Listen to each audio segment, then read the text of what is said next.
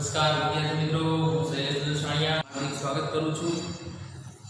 હવે આપણે જે પાઠ છે યુનિટ છે કચ્છ એન્ડ દેવ્યાની આપણે જે શરૂ કરેલો છે, આગળ બે લેક્ચર જોયા. પહેલો ઇન્ટ્રોડક્શન લેક્ચર હતો, ત્યાર પછી મેં તમને પેરેગ્રાફ છે એ સમજાવેલો છે, બરાબર.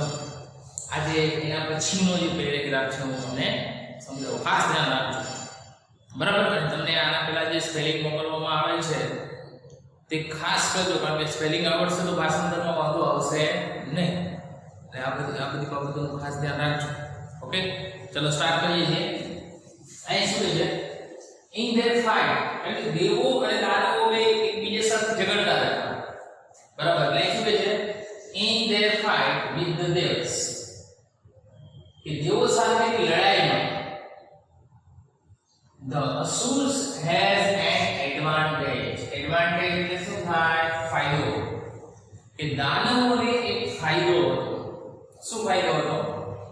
They had on their side pક્ષ a great and teacher Shukracharya, great saint and saint એટલે બરાબર, great saint and teacher Shukracharya, કે તેના પક્ષમાં છે એક મહાન સંત અને શિક્ષક શુક્રાચાર્ય હતા, બરાબર.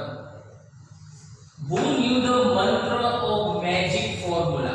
Magic formula એટલે જાદુઈ નુસ્ખો, કે તેઓ મંત્ર અથવા એક જાદુઈ નુસ્ખો જાણતા હતા for bringing dead people back to life, કે મૃત્યુ પામેલા વ્યક્તિને જીવિત કરવા માટે, કે મૃત્યુ પામેલા વ્યક્તિને જીવિત કરવા માટે તેઓ એક જાદુઈ મંત્ર અથવા નુસ્ખો જાણતા હતા.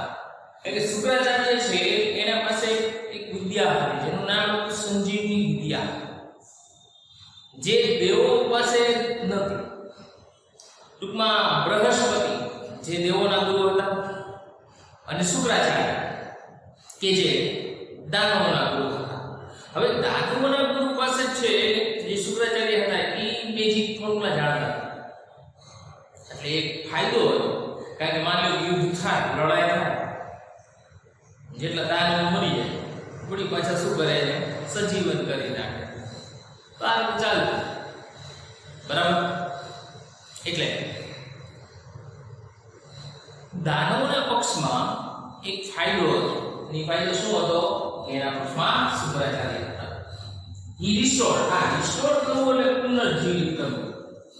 He restored to life many asurs, કે તેને ઘણા દાનવોને જીવિત કર્યા છે. Who were killed in the battle, એટલે લડાઈ, against the devs, કે તે દેવો સામેની લડાઈમાં મૃત્યુ પામ્યા હતા. કે તેને ઘણા દાનવોને જીવિત કર્યા છે કે જે દેવો સામેની લડાઈમાં મૃત્યુ પામ્યા. કે જેમ દેવો અને દાનવો વચ્ચે યુદ્ધ થતું, જેટલા દાનવો મરી જતા વળી પાછા શુક્રાચાર્ય એને શું કરતા? સજીવન કરતા. તો આ રીતે ચાલતું રહેતું. આમ દેવો કંટાળી જાય, કેટલાને મારે, જેવા દાનવોને મારે તો શું કરે? શુક્રાચાર્ય એને સજીવન કરી નાખે. હવે મોટા કોઈ દાનવોને મારે તો તરત જ સજીવન કરી નાખે. એટલે આ એક પ્રોબ્લેમ રહેતો, બરાબર. એટલે એ એક ફાયદો હતો, એ એક એડવાન્ટેજ હતો દાનવોના પક્ષમાં, બરાબર. પણ ભલે ગમે એટલા સજીવન કરે પણ છેલ્લે તો સત્યની જીત થાય, બરાબર. ચાલો ફરી હજુ ભાષા સમજાવું છું. અહીં શું છે? In their fight with the devs, કે દેવો સામેની લડાઈમાં the asurs had an advantage, કે દાનવોને એક ફાયદો હતો. They had on their side great saint and teacher Shukracharya, કે તેઓના પક્ષમાં એક મહાન સંત અને શિક્ષક શુક્રાચાર્ય અથવા ગુરુ. અત્યારે આપણે શિક્ષક કહીએ ત્યારે શું કહેતા હતા? ગુરુ કહેતા. અને સેન્ટ એટલે શું થાય? સંત, સાધુ, ઋષિ, ઘણું કહી શકાય, બરાબર. Who knew the mantra or magic formula for bringing dead people back to life, કે જે મૃત્યુ પામેલા વ્યક્તિને જીવિત કરવા માટે મંત્ર અથવા જાદુઈ નુસ્ખો જાણતા. He restored to life many asurs who were killed in the battle against them. કે તેઓએ ઘણા દાનવોને સજીવત કર્યા છે કે જે તેઓ સામે લડાઈમાં મૃત્યુ પામ્યા હોય. બેટલ એટલે શું થાય? લડાઈ. બરાબર, યુદ્ધ. દેવો અને દાનવો વચ્ચે તો યુદ્ધ ઘણા હતા. જેમ દેવો છે દાનવોને મારે વળી પછી શું કરતા? એને સજીવત કરતા. ઓકે, હવે એની ઉપર ચાર પ્રશ્નો છે. આપણે એક પ્રશ્નોને વ્યવસ્થિત છે એ સમજીએ. બરાબર, જો પહેલો પ્રશ્ન શું છે કે what advantage did the asurs have? દાનવોને શું ફાયદો હતો?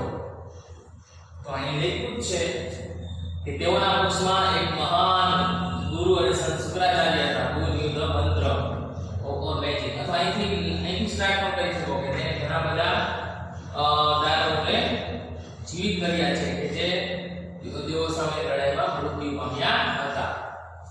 તો અહીંથી આપણે સ્ટાર્ટ કરી શકીએ. બરાબર, કે they had શું એડવાન્ટેજ હતો? they on their side a great saint and teacher, who restored, teacher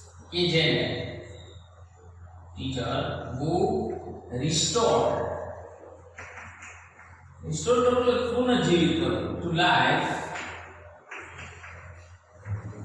to life many asurs, કે જેને ઘણા દાનવોને પુનર્જીવિત કર્યા હતા.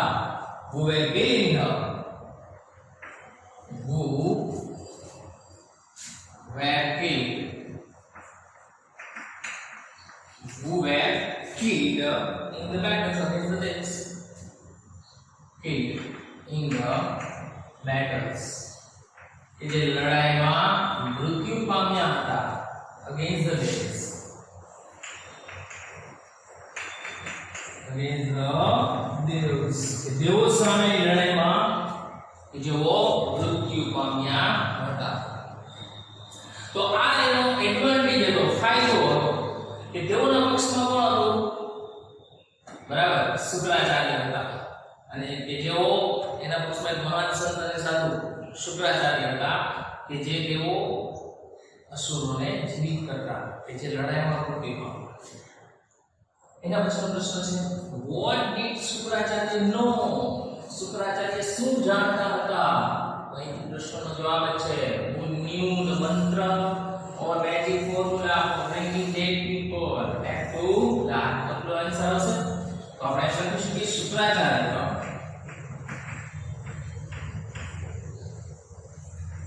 નો નું થઈ જાય ન્યુ, કારણ કે જો ડી છે ડી નીકળી જાય એટલે નો છે એનું શું થઈ જશે? ન્યુ થઈ જશે ને, કારણ કે તો ભૂતકાળનો પ્રશ્ન છે.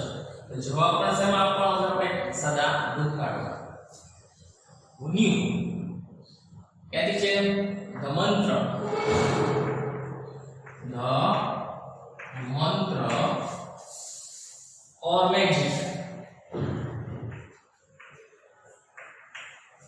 or magic formula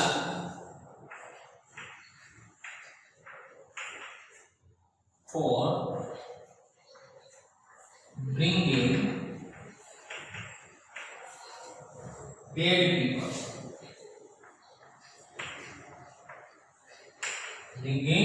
dead people back to life.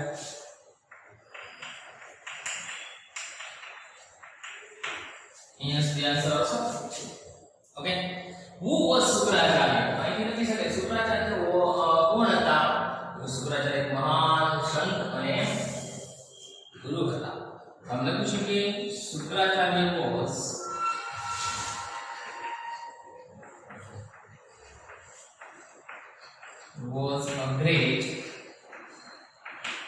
was a great saint and teacher. એટલે કે ગુરુ, મહાન સંત અને ગુરુ હતા. બરાબર, એના પછીનો પ્રશ્ન છે આ વાક્યને પૂરું કરવાનું છે આપણે. અહીં શું લખ્યું?